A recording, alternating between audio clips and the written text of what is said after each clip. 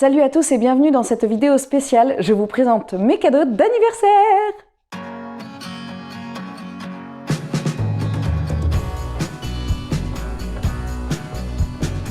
Alors en fait, pourquoi je vais vous les présenter? Je vais vous présenter évidemment mes livres parce que c'était un peu spécial. Alors attendez, je vais vérifier un truc. Oui, c'est bon, j'ai bien mis le micro. J'ai pas encore l'habitude. Je vais vous présenter uniquement les livres que j'ai eus parce que en fait, alors attendez. Je recommence, j'ai été interrompue, le téléphone a sonné. Donc je vous disais, oui, je vais vous présenter uniquement les livres que j'ai eus, parce que bon, déjà globalement j'ai eu beaucoup de livres. Après j'ai eu du matériel, comme je vous disais, j'ai eu un trépied, une lampe et un micro. D'ailleurs je pense que la qualité de mes vidéos va s'en ressentir. Je sais pas, Bon bref, mes vidéos seront de meilleure qualité. C'est assez énorme ce que j'ai reçu au niveau des livres. J'avais fait une wishlist de 55 titres, je crois, quelque chose comme ça. Et en fait, c'est mon amie Camille, que je remercie infiniment, ainsi que mon compagnon, qui ont pris en main, surtout Camille, en charge le dispatchage, on va dire, des livres. Donc c'est assez colossal, comme vous avez pu voir sur la miniature de la vidéo. Je vais vous les présenter tout de suite. Je ne vous dirai pas forcément qui m'a offert quoi, parce que c'est un peu personnel et que ce qui est rigolo, c'est que les livres sont très représentatifs de la personnalité de la personne qui me l'a offert. Je vous présenterai, je vous dirai uniquement quand les comptes Instagram sont publics.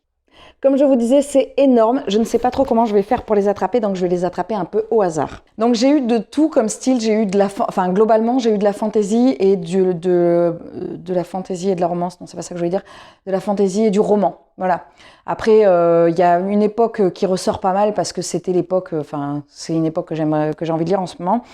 Donc j'ai eu Les filles du manoir Foxcott de Eve Chase aux éditions Nil. C'est une maison d'édition que je ne connais pas. C'est un livre que je trouve absolument magnifique et j'ai trop envie de le lire. De toute façon, je vais vous dire à chaque livre, j'ai trop envie de le lire, donc je vais arrêter. Je ne vais pas le dire dès maintenant, j'arrête de le dire. J'ai eu également le premier tome de Phobos de Victor Dixon chez PKJ. C'est une série que j'avais extrêmement envie de lire. J'avais dit que je ne dirais plus ça. Oh, je vais jamais y arriver. Je vais jamais y arriver. En plus, j'ai trop envie de les lire. Alors, il y en a quelques-uns que j'ai mis dans mon Call Winter Challenge parce que j'avais trop envie de les lire tout de suite. Phobos, ça fait un petit moment. J'ai envie de découvrir l'auteur Victor Dixon. C'est une série qui est assez ancienne, mais voilà, que je connais pas du tout. Donc là, l'autre, on était plutôt sur du roman. Là, on est sur de la fantasy, vraiment. 6 filles, 6 garçons, 6 minutes pour se rencontrer, l'éternité pour s'aimer. Ah. J'ai eu également de F. Chase chez 10-18 un manoir en Cornouailles. Donc là, Cornouailles 1968. Franchement, faut pas que je lise les dixièmes. Faut pas que je lise les dixièmes de couverture. Non, je les lis tellement pas que je sais même pas comment ça s'appelle. Faut pas que je lise les quatrièmes de couverture parce que sinon, déjà cette vidéo va durer 3 heures et en plus à chacun je vais être là. Ah, j'ai envie de lire ça. Mais non, mais je vais pas y arriver. Et puis c'est pas ça que j'ai prévu. Bon, bref. C'est aux éditions 10-18, ils ont changé leur couverture, mais celle-là, je la trouve quand même particulièrement canon. Encore chez 10-18, j'ai eu L'envol du moineau de Amy Belding Brown. Ah, Massachusetts 1672. Voilà, bref, j'avais dit je ne lirai pas. Voilà, j'ai eu celui-ci qui est très beau. Voilà. J'ai eu La ferme du bout du monde de Sarah Vaughan. Oui, je crois que hier soir, je les ai triés parce que j'arrête pas de les regarder. Mes livres, je suis là, je les regarde. Oh, ils sont tellement beaux. Oui, j'ai un petit souci, ne vous inquiétez pas. Mais toute personne étant accro aux livres comprendra cette espèce de truc de regarder ces livres en mode ah, ils sont beaux. Bref, j'ai eu La ferme du bout du monde de Sarah Vaughan, Cornouailles 1939. J'avais dit je lis pas. Je les avais classés un petit peu là, ces trois-là, parce que je trouvais qu'ils se ressemblaient. Et après, j'ai classé sans vraiment classer. J'ai surtout rangé par taille et un peu par maison d'édition. J'ai eu le premier tome de Son espionne royale. C'est Son espionne royale mène l'enquête chez la bête noire Robert Laffont de Rhys Bowen. Alors, il me semble que ça n'est pas la couverture actuelle. C'est-à-dire qu'il y avait une ancienne couverture avec une silhouette. Ensuite, il y a eu une couverture avec un monument. Et maintenant, je crois qu'il y a une silhouette et un monument. Voilà. C'est le premier tome, c'est un Cozy Mystery que j'avais très envie de lire. Voilà. Alors celui-ci m'a été offert par... non, ma petite sœur, c'est pas... Voilà. Donc, Son espionne royale. Pour rester dans la fantaisie, pas du tout, parce que celui que je viens de vous présenter n'était pas de la fantaisie, j'ai eu Les voleurs de fumée, une princesse, un soldat, une chasseuse, un traître, un voleur, de Sally Green, chez J'ai lu. Alors c'est un semi-poche, semi-broché en fait. On est sur un plus gros format, la couverture est encore une fois magnifique, mais les couvertures de tous les livres que je vais vous présenter, elles sont supra méga canon. Oui, je me fais complètement avoir par les couvertures, mais pas que, parce que là, tout ce que j'ai reçu, enfin tout ce que j'ai eu comme cadeau, je sais que ce sont des livres de valeur sûre. Voilà, c'est de la fantaisie. Avec une couverture pareille, on s'en serait douté. Une série de cosy mystery que j'adore, j'ai eu le 3e tome de Agatha Raisin. J'ai eu Agatha Raisin, pas de peau pour la jardinière, alors qui s'y frotte s'y pique. Chez Albin Michel, j'adore les Agatha Raisin. Je les trouve hyper drôles. Voilà, en plus, c'est des livres assez courts. Celui-là, il fait 240 pages. C'est une série de cosy mystery. C'est pas celle que j'aime le plus, mais pas loin. Si, c'est celle que j'aime le plus, en fait. Il y en a que j'aime beaucoup. J'aime beaucoup Meurtre et. Mais mes préférés, je pense que c'est les Agatha Raisin. Voilà. Donc j'y replongerai avec plaisir au mois de décembre ou je ne sais quand. Un classique que j'avais très envie de lire, j'ai eu La Servante écarlate de Margaret Atwood chez Pavillon Poche. J'ai pas particulièrement envie de regarder la série, mais par contre j'ai très envie de découvrir le livre et j'ai envie de lire des classiques. J'aime lire de tout et notamment j'aime lire des classiques. Celui-ci me faisait très envie et alors par contre le papier est méga fin. Du coup il a l'air pas long mais en fait il l'est et je crois que genre ça se lit pas comme ça quoi. Ça se lit pas. Enfin c'est un livre assez particulier quoi. Ensuite, je vais vous présenter 3 livres parce que les 3 vont ensemble. J'ai eu, de la part de mon amie Camille, donc qui a tout organisé, merci Camille, j'ai eu les 3 premiers tomes des enquêtes de Loveday et Ryder, qui viennent de sortir en poche. Les couvertures sont hyper canon. C'est chez HarperCollins. Et en fait, les couvertures des semi-brochés, là, parce que c'est du Cozy Mystery encore, étaient très sympas. Mais alors, je trouve que celles-ci sont... J'adore, voilà, je les trouve vraiment très très sympas. Donc ce sont des petits livres qui font un peu moins de 300 pages et voilà, que je lirai avec grand plaisir. J'ai eu ensuite de Tracy Chevalier, La dernière fugitive de chez Folio, pardon. Moi j'avais lu Créature, Extraordinaire créature, non c'est pas ça. C'est Prodigieuse créature de Tracy Chevalier que j'avais adoré.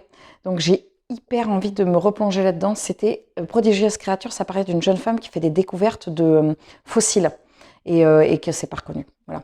Je crois que c'est elle qui a écrit également La jeune fille à la perle, exactement, c'est ça. Il y a encore un autre livre qui vient de sortir d'elle, ou enfin en tout cas que j'ai envie de lire. Voilà. En fait, à mon avis, c'est une autrice que je vais beaucoup beaucoup aimer et que je vais beaucoup lire. Parce que j'avais dévoré le premier tome, je l'avais eu il y a 2 ans, je crois. Un livre qu'ensuite qu'on m'avait recommandé, qu'un ami m'avait recommandé, qui me faisait très envie. Évidemment, tout me faisait envie. La formule de Dieu de J.R. Dos Santos chez Pocket. Là, on est sur du bon gros bébé, voilà, le Caire de nos jours. C'est marrant parce qu'en fait, il y a beaucoup de parties historiques dans les romans que je vous présente. Soit on est sur du cozy mystery, soit sur du fantastique, soit sur des choses mêlant l'historique. On continue dans cette veine, je mélange l'historique. Alabama 1963 qui vient de sortir chez Poche. Alors celui-ci, non, je ne vous dévoilerai rien en fait. J'allais dire quelque chose mais je ne le dirai pas, vous verrez dans mes prochaines vidéos.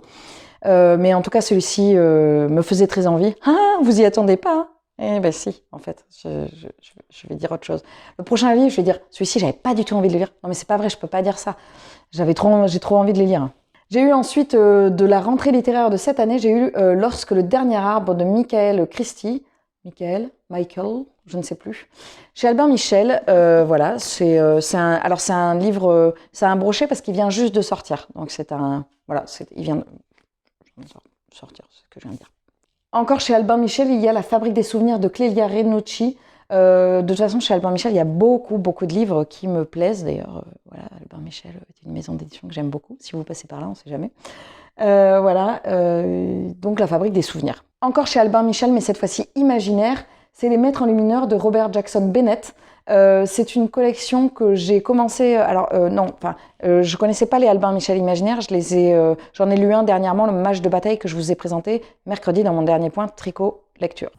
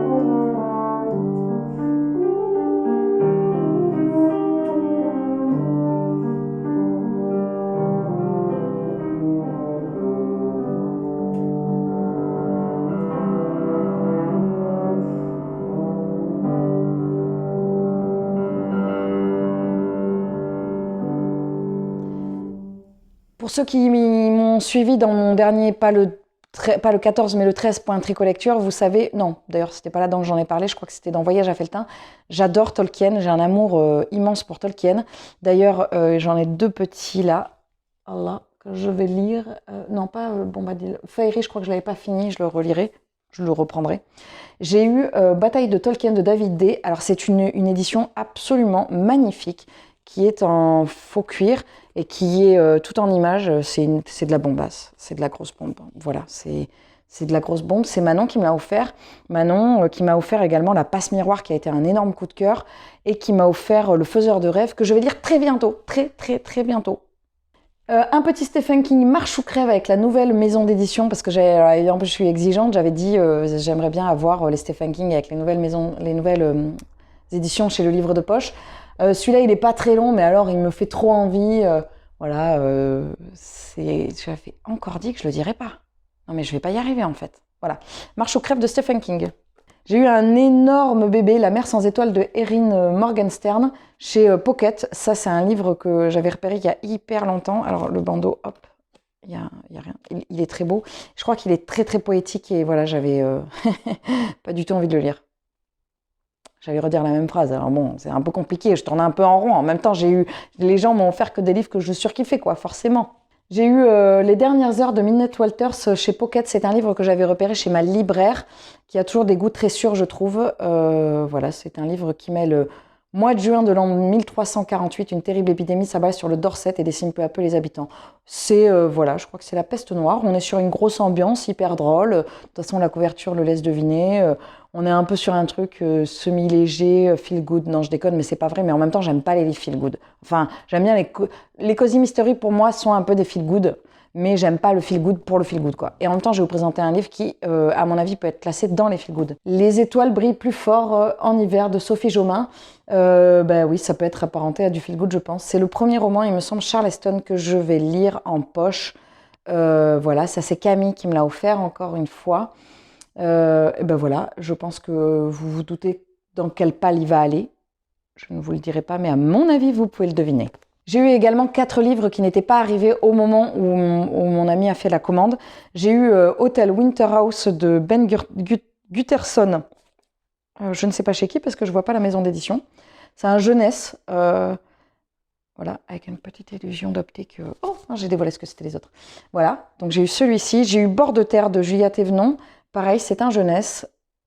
J'ai eu La fille entre deux mondes de Sissy Hunter chez Michel Lafon, de la fantaisie. Et j'ai eu Cendre de Johanna Marines chez Snag. Voilà, ce sont des livres qui n'étaient pas arrivés au moment où on me les a offerts. Donc du coup, j'ai eu les papiers. Alors c'était hyper sympa la façon dont on m'a présenté tout ça. J'ai essayé de deviner ce qu'il y avait dans les paquets en fonction de la personnalité de la personne qui me l'offrait, de la personnalité de la personne, c'est redondant, je sais, mais en même temps, voilà. Et en fonction de ce qu'il y avait sur ma Wish, sachant que je ne pouvais pas me souvenir évidemment de tout. Voilà, c'en est tout pour mes réceptions de cadeaux d'anniversaire. J'ai été extrêmement gâtée. J'ai des très beaux mois devant moi qui se présentent, qui se profilent. Je vous partagerai tout ça, bien évidemment. C'est un vrai plaisir, un vrai bonheur. J'ai énormément de chance d'être aussi gâtée, d'être aussi soutenue par mon entourage. Je les remercie vivement. Il y en a certains qui regardent mes vidéos. Donc je vous embrasse très fort et je vous remercie encore une fois énormément.